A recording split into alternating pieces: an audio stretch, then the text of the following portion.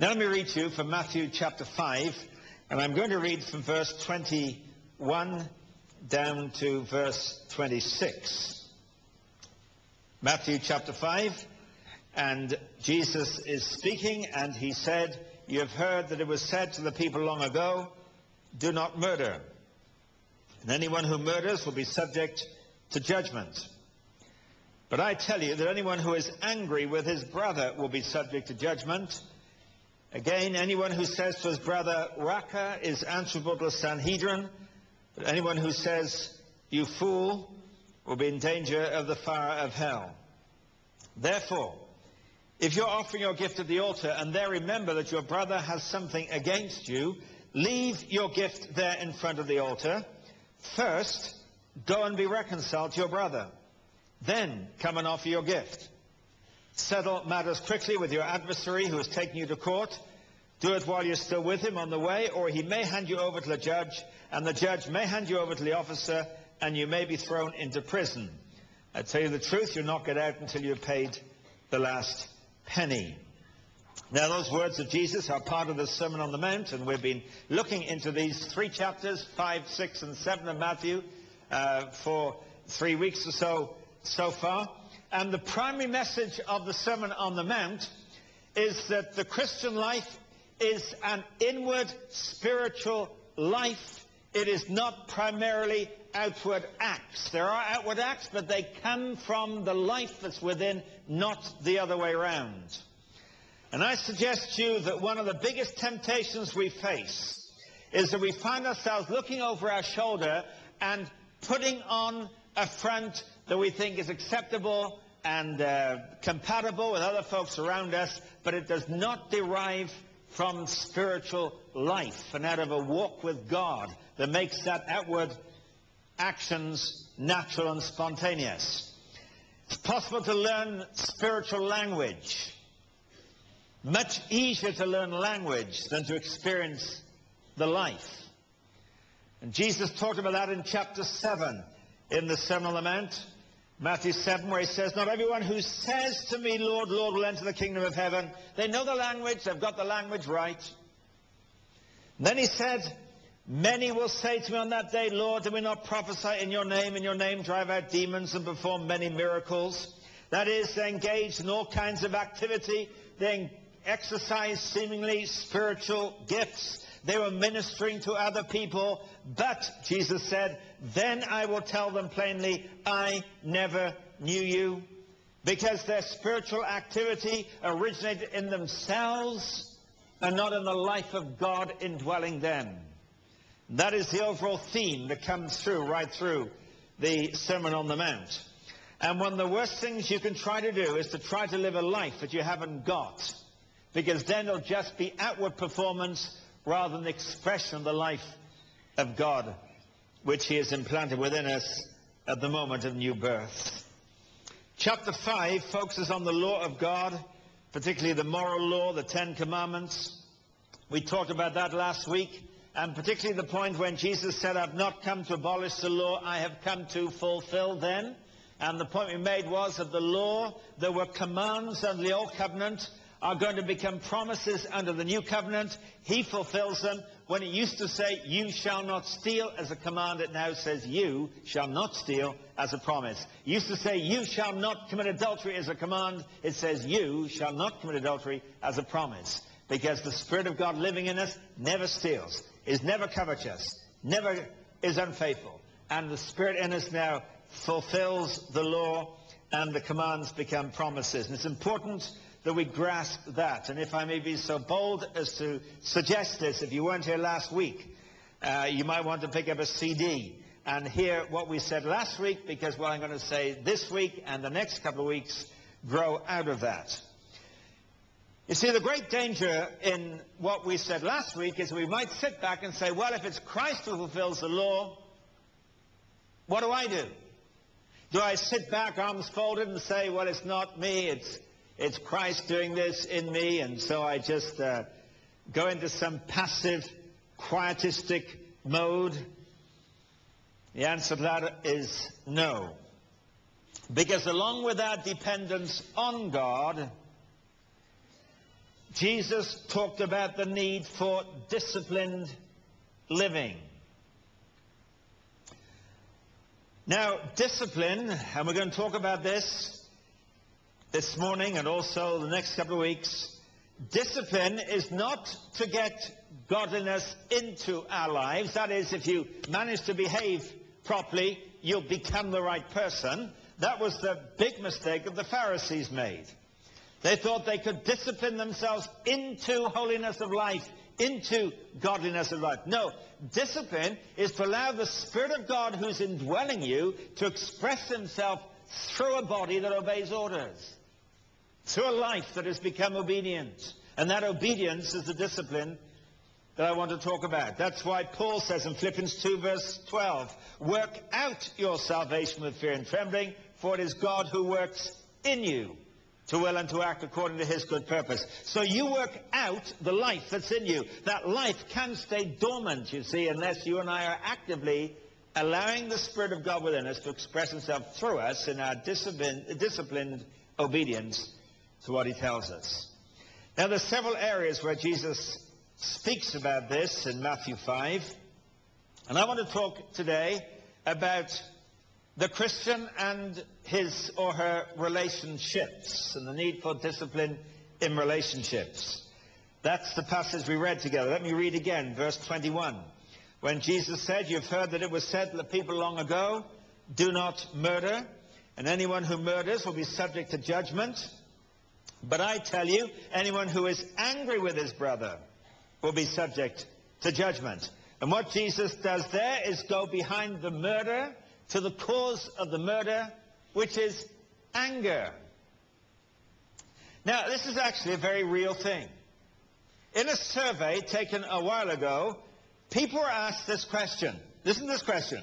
If you could eliminate another person by merely pressing a button and suffer no negative consequence yourself, would you do it? Just think about that for a moment. If you could eliminate somebody by pressing a button and there's no negative consequence to you, would you do it? Who are you thinking of at this moment?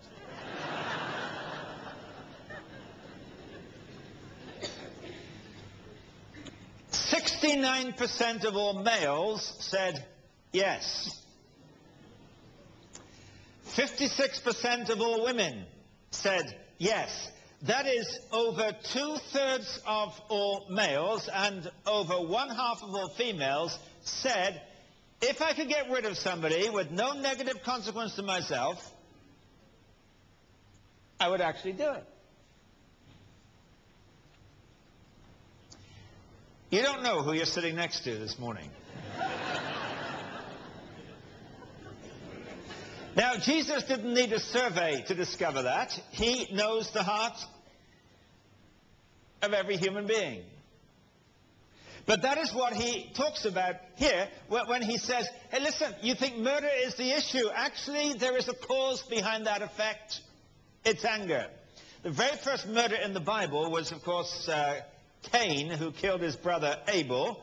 Cain had offered a sacrifice, and Abel offered a sacrifice to God, and Abel's was accepted, and Cain's was not.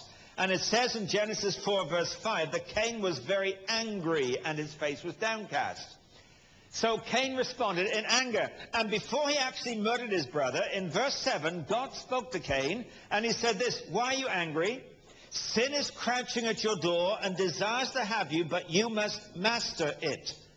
But Cain did not master it. It mastered him, and he became a murderer. And actually, what God was speaking to Cain about was his anger. Why are you angry? Sin is lurking at your door. And if you don't master it, it will master you. Anger is the cause that lies behind murder. But Jesus doesn't just speak about anger, he also talks about insults as well, because in verse 22, middle of verse 22, he says, again I say, anyone who says to his brother, Raca, is answerable to the Sanhedrin. The margin of my Bible says that Raca was an Aramaic term of contempt. Aramaic was the mother tongue of Jesus. And it's difficult for us to know exactly its meaning, but most likely it was an insult of a person's intelligence. It was sort of saying to somebody, you're a blockhead, or you're a twit. And that's what Raca probably meant. And then he says, and anyone who says, you fool, will be in danger of the fire of hell. To call somebody a fool is not so much to insult their intelligence as to insult their character. In other words, one of these statements insults the head, the other insults the heart. And they may only be verbal as they are, but actually they are far-reaching. My mother used to say to me when I was young, sticks and stones may break your bones, but words will never hurt you. What she was trying to do, of course, was to say, hey, don't worry about what they said to you. You know, it won't hurt you. Well, with due respect to my mother, she actually was not right. You've probably heard that phrase, haven't you? Sticks and stones will break your bones, but words will never hurt you. Actually, words penetrate where sticks and stones cannot. Right into the heart. See, what is done in us is far more penetrating and potentially damaging than what is done to us. You can get over a broken nose, but often we become defined for the rest of our days by some careless, insulting word, especially when it's been spoken by somebody that we love and we trust. And Jesus talks about these insults in the same, I was going to say the same breath, certainly the same paragraph is talking about, it's not just about murder, it's about anger, it's about insult that can be devastating in its consequences. Now let me first talk a little bit about anger generally, because clearly not all anger is wrong, as is evident by the fact that God gets angry. And the scripture speaks of the wrath of God, which is his anger, which is always holy and pure as God is holy and pure. There are many references to this. In Psalm 85, for an example, and verse 4, the psalmist says, restore us again, O God, our Savior, and put away your displeasure towards us. Will you be angry with us forever? Will you prolong your anger through all generations? And here's the psalmist saying to God, God, are you going to go on being angry with us? Is this going to go on to the next generation and the next generation? We'll leave aside the circumstances of that statement by the psalmist for the time being. I'm just illustrating the fact that God gets angry. Please don't sentimentalize God to being always loving, but a love which does not include in it his wrath and his anger. God does get angry. Scripture makes that clear. At the heart of the gospel is the cross of Christ, which demonstrates the wrath, the anger of God against sin. There is such a thing as righteous anger. Not just righteous anger for God, but there's such a thing as righteous anger for us as well. Paul in Ephesians 4 verse 26 said, in your anger do not sin. Anger and sin are not synonymous terms.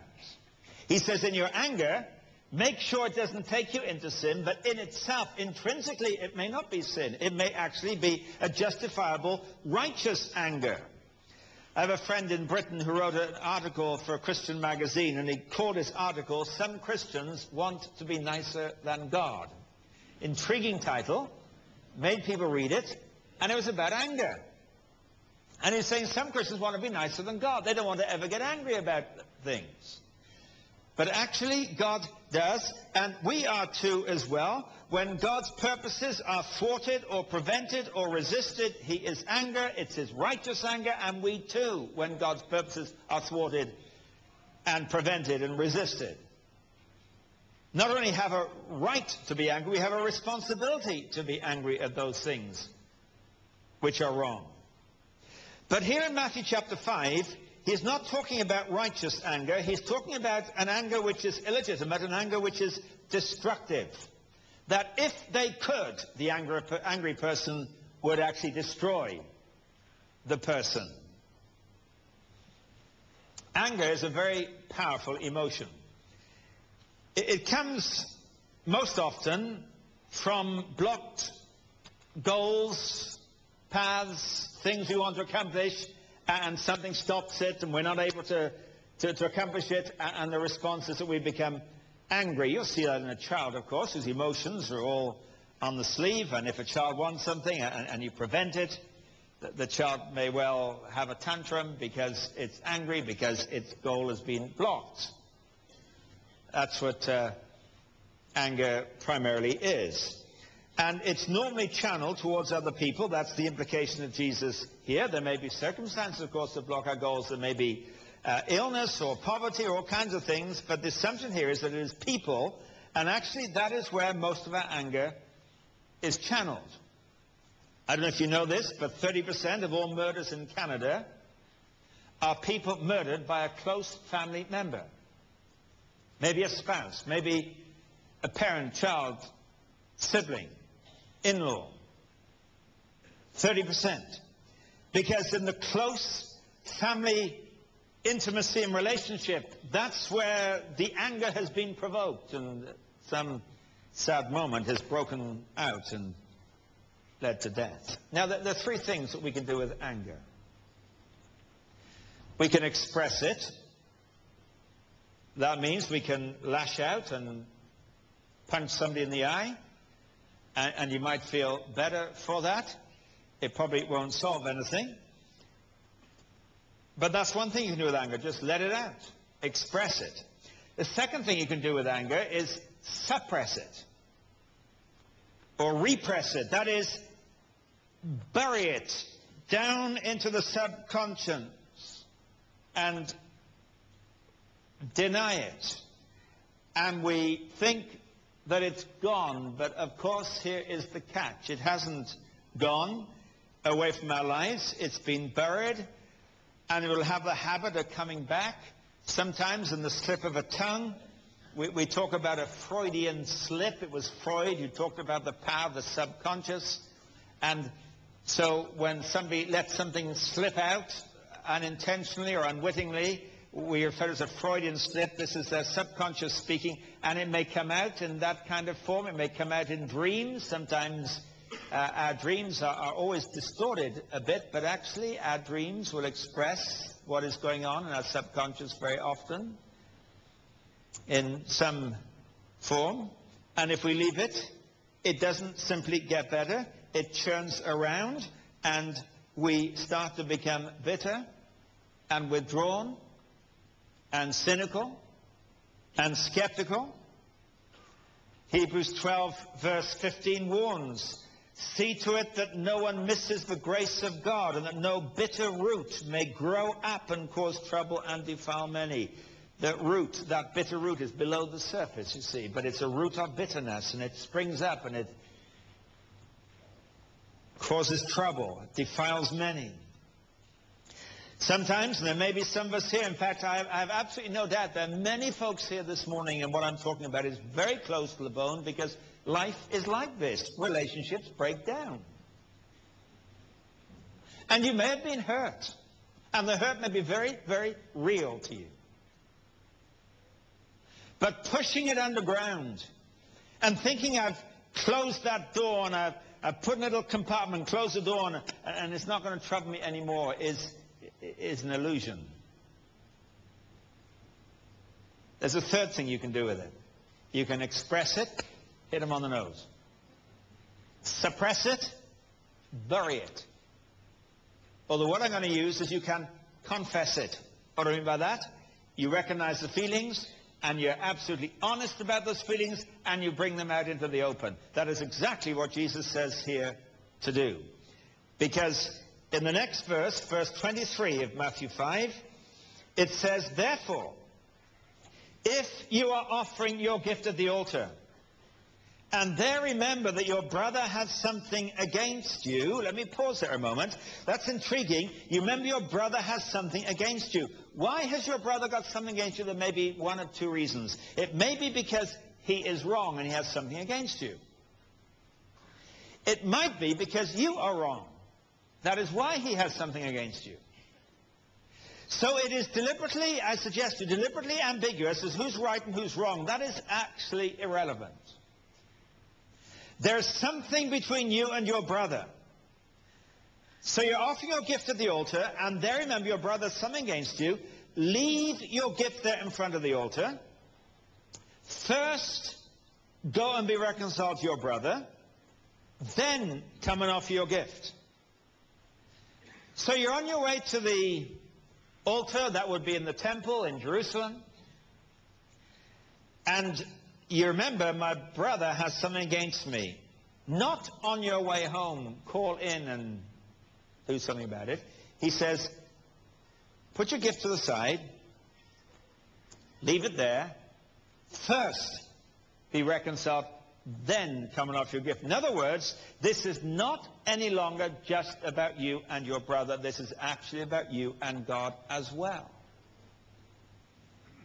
Because our relationships with one another have vital bearing on our relationship with God. That's why it tells us in 1 John chapter 4, verse 20, anyone who says, I love God but hates his brother is a liar. Anyone who does not love his brother whom he has seen cannot love God whom he has not seen. And he has given us this command, whoever loves God must also love his brother. And to try to detach one from the other, well, I'm going to love God, I'm going to trust God, I'm going to be in relation with God, but I'm not going to put right the relationship with somebody else. Actually, Jesus implies, and John states, is to deceive ourselves. So first put it right, he says. Well, how do you do this? Well, just turn over to Matthew chapter 18. There are 4 stages that Jesus speaks about here that we need to go through in order to make sure we put this right. Verse 15 says, if your brother sins against you, go and show him his fault, just between the two of you. If he listens to you, you have won your brother over. Let me just pause there. There are 4 stages he goes through, but that's the first one. It's the simplest, but it's probably the most difficult. Go and talk to your brother. Now, that is difficult because few of us enjoy confrontation. And if you do enjoy confrontation, I suggest you've got a problem anyway. So most of us start at the disadvantage that this is the last thing I really like doing, especially when it involves challenging somebody else about their faults. That is very difficult. It's almost as difficult when it involves confessing your own faults. That probably isn't quite as difficult as challenging somebody else about theirs. But actually, this is kindness. Because the issue, the motivation, is not to win an argument or to gain the superior position. I'm right, you're wrong. That's not what it's about, of course. You'll see it's about restoring the brother. So what is the concern behind this? I give you a piece of my mind? Well, that may help you. But actually, it's bigger than that. It's about restoring the brother. Where? Restoring them to yourself first. And then out of that, of course, there's a restoration to God if there's been something between you. Now, this is something most husbands and wives know about, I hope. If you don't know about this in your marriage, you're probably just pushing everything underneath when things aren't going well. And I know in some marriages, it does take courage to talk openly. Because we're not in a healthy kind of environment where we can be honest and talk openly. Because when we start to do that, then it becomes somebody, the other person, sort of pinning us down and humiliating us. Or bringing back the last 20 years of ammunition. But Jesus says, do this just between the two of you. Don't involve somebody else. He doesn't say, get some people to pray about it with you.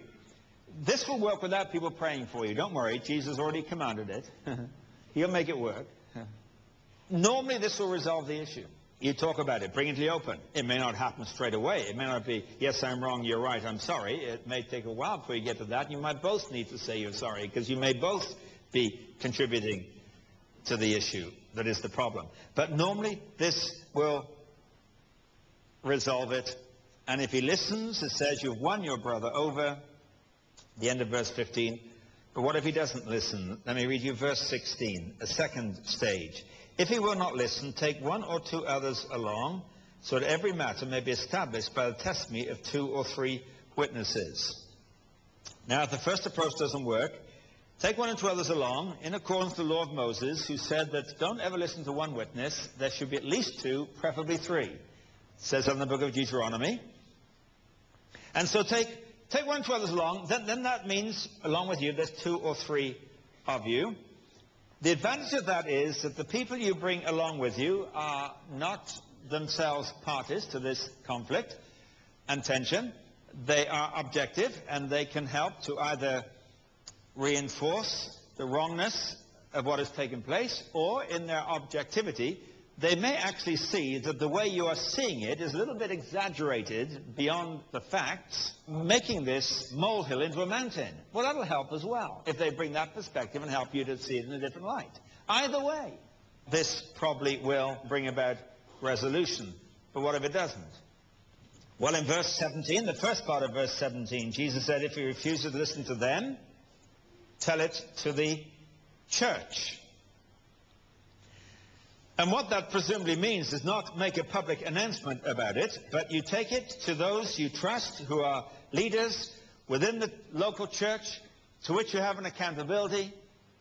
And in this, there is some implicit teaching about the importance of the local church. It's not just a place we go to express our worship and get some preaching and Bible teaching. It is also a place where we come into community with others, and we have a mutual responsibility towards one another to help one another to grow in effectiveness. And part of that will involve, from time to time, the necessity and the opportunity to correct and to discipline. Again, never to score a point, never to humiliate anybody, but the purpose remains the same all through, to restore the brother. Now, sadly, our understanding of the church seems to have moved a long way from the New Testament, where it just becomes a place to go on Sundays, and we pick and choose, and we can float around. We can go here this week, and somewhere else next week, and somewhere else the week after, and then come back again for a week or two, and then we go off somewhere else, and we're not accountable. And we may receive lots of information, we may have some good experiences on Sunday mornings, but actually our growth is going to be superficial unless we are embedded in a local community of believers of which we're a part, and of which there is not only the sitting in rows and listening, but there's the opportunity for the koinonia, is a New Testament Greek word, fellowship. It doesn't translate easily into English. Community, the one another. And in that context, said Jesus, take it to the church. That should resolve it. But what if it doesn't? Middle of verse 17. If he refuses to listen even to the church, treat him as you would a pagan or a tax collector. That doesn't mean have nothing more to do with him. That isn't how we're to treat pagans and tax collectors. But treat him as someone who is, to all practical intents and purposes, outside now of the church and needs to be brought to repentance and restoration. There was an occasion in 1 Corinthians when Paul told the Corinthian church that they must do this in the case of a man who was clearly a believer, a member of the church in Corinth, but who it was discovered was sleeping with his father's wife, presumably his stepmother. And in 1 Corinthians 5, verse 2, Paul says about this incident, shouldn't you be filled with grief and have put out of your fellowship the man who did this? Hand this man over to Satan so that the flesh, I think what that means is his physical body there, may be destroyed and his spirit saved on the day of the Lord. I think what that means is, hand this man over to Satan, put him outside of the church, put him back into the world. His body will be of no use to God, though his spirit will be saved on the day of the Lord. And then Paul says, don't you know a little yeast works through the whole batch of dough. If you know anything about biblical symbolism, yeast or leaven is right through the Bible a picture of sin. And he's saying, if you want this church in Corinth to function well, if you want this church in Corinth to know the flow of the Spirit of God within it and through it, you better deal with this. Please don't think that the way you and I behave and the way we live our lives and the relationships that we allow to fragment and we don't do anything about fixing them, especially with fellow believers, don't have an effect on the impact of the church. It's fairly consistent phenomena that whenever there is great movements of revival in any part of the world, one of the features of that revival is people getting right with each other. There are many stories. I began to look for some stories of that, but I haven't time to tell them to you anyway, and there are just so many. But I would think it's likely there's never been any real movement of revival. That is the unusual working of God and people coming to Christ where there haven't been Christians who've been putting things right with one another. And I ask this question. Is the getting right with each other the result of the revival, or is actually the getting right with each other one of the contributing causes of the revival? Now, I don't know many churches that are doing that. We're not. We live in a day, of course, in a society where we're very aware of our own rights. How dare anybody else come and talk to me about things that are my business? But actually, we belong to a kingdom when we become part of the Church of Jesus Christ that operates under the authority of Christ.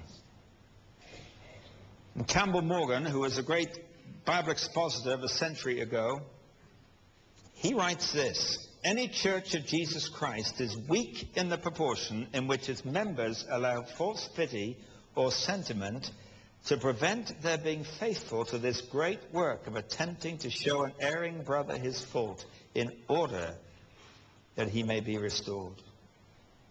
You see, the Christian life is about relationships with God, of course, first and foremost, and with others. Matthew 5 is primarily about relationships. We're going to look through the rest of that chapter, and we're going to see in the next few weeks, it's primarily about relationships. You see, it's relationships that feed and nurture the soul, to love and to be loved. One of the things that Matthew 6 teaches is that you do not find meaning in material things. They are valuable and useful as they serve us. But if they become the objective of our lives, they never satisfy. It's relationships that satisfy.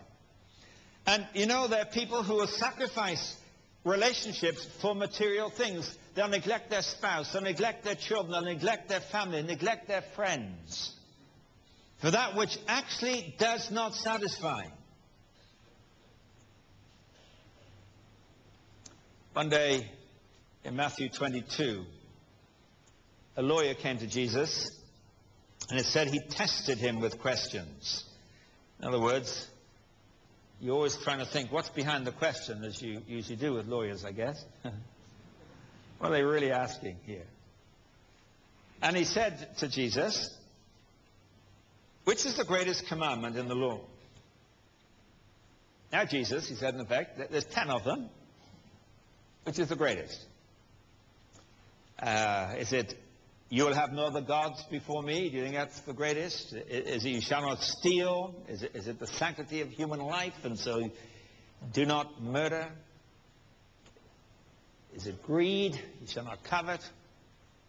Is it sexual fidelity? You shall not commit adultery? I mean, which of these 10 is the greatest? Which, if you were to value them, if you were to put them in order of priority, 1 to 10, what would you put at the top? Jesus replied, it says, by not quoting one of the 10 commandments, he replied, love the Lord your God with all your heart and with all your soul and with all your mind. This is the first and the greatest commandment. It doesn't occur in the 10 commandments. It's taken from Deuteronomy chapter 6. And actually the 10 commandments are given in Deuteronomy chapter 5. There are 2 accounts of the 10 commandments. That was one, Deuteronomy chapter 5. And then in amplifying these, God speaks to Moses, what does this mean? How's this going to work out? And he said, love the Lord your God with all your heart, all your soul, with all your mind. Jesus quoted that. And then he said, and the second is like unto it, love your neighbor as yourself. That's a quotation from Leviticus chapter 19. And actually, the whole verse, how Jesus quoted it, is relevant to what I'm saying this morning, because he said, do not bear a grudge against your people, but love your neighbor as yourself. So the very context in which that was given was about not having a grudge against somebody, but love them. In other words, loving them is dealing with the grudge, dealing with the issue that has created this tension between you. And then said Jesus, all the law and the prophets hang on these two commandments. You could hang them, like a rail across the top, and then the 10 coat hangers underneath, all the 10 commandments, which that's about loving God, it's about loving your neighbor. They all fit into one or other of these, because the Christian life and life itself is about right relationship with God and right relationship with people. And we cannot detach the one from the other. And if we're going to take Jesus seriously, as we must, because these are the words of Jesus, then I want to say to you as we finish this morning that if there is in your life broken relationships that you're not attempting to rectify, you will hinder the work of God in your life. You will strangle the spiritual life. There may well be some folks here this morning, and you need to go home and write a letter, or make a telephone call, or pay a debt, or offer an apology, or extend forgiveness, or confess sin to someone. Because without that, you will not grow and deepen in your relationship with God, and therefore in all the benefits and blessings that flow from that. It'll take courage, but boy, will you be glad, so glad, if you act on it and deal with it